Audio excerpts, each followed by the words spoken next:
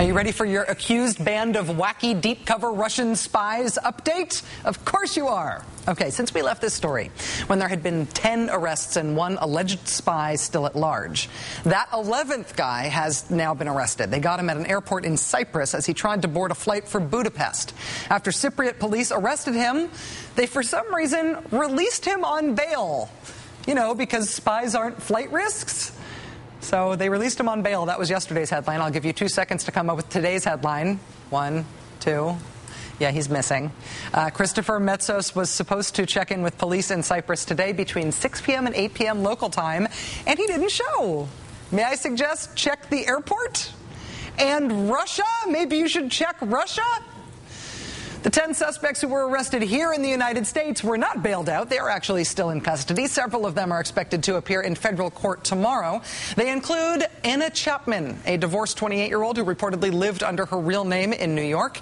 Ms. Chapman founded a startup online real estate company worth a reported $2 million and also said she worked for 2 hedge funds and a private aviation firm. And look, here's her Facebook page. She has 161 friends, and they're almost all Russians.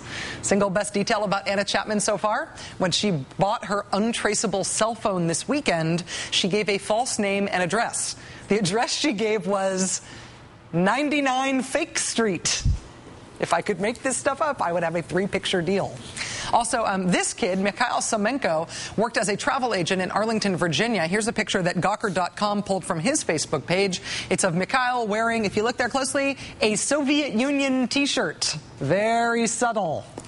To illustrate Spycraft, of which these spies like us are accused, we enlisted 2 of the notorious Rachel Maddow show players. Again, despite the appearance of actual attempted espionage, remember, these are dramatizations of real events. Beginning with the secret spy language of signs and countersigns. Here are our players reenacting almost word for word what the government claims the Russians said to each other to identify themselves as spies. Excuse me, haven't we met last summer in California? No, I think it was the Hamptons. Excuse me, did we meet in Bangkok in April last year?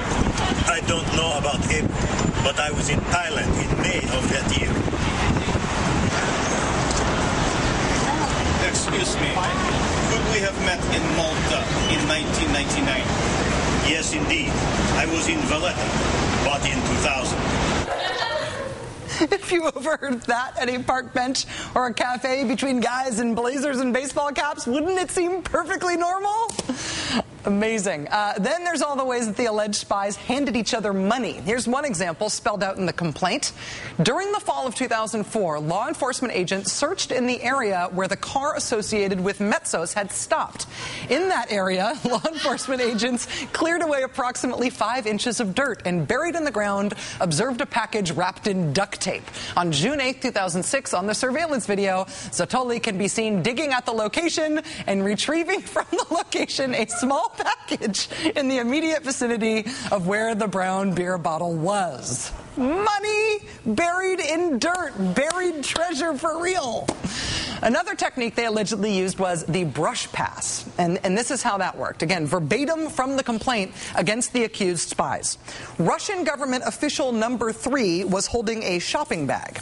As Russian government official number 3 descended from the train platform, Richard Murphy, the defendant, walked up the same stairs. As Russian government official number 3 and Murphy passed one another on the stairs, Murphy held out his backpack, and Russian government official number 3 placed the shopping bag that he had been holding into Murphy's backpack.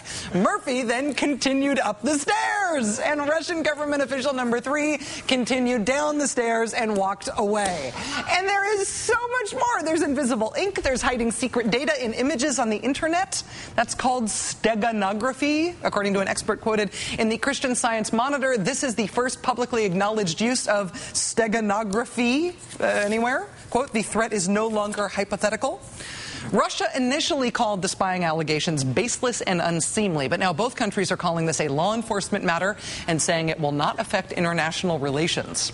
Importantly, no one says these supposed spies ever sent anything all that interesting back to Moscow in the whole decade that they were being watched here. But if it turns out they did, you can bet their spying tradecraft for how they did it will have been foreshadowed by the movie Sneakers. or by get smart? Excuse me, I have a call. I'm sorry.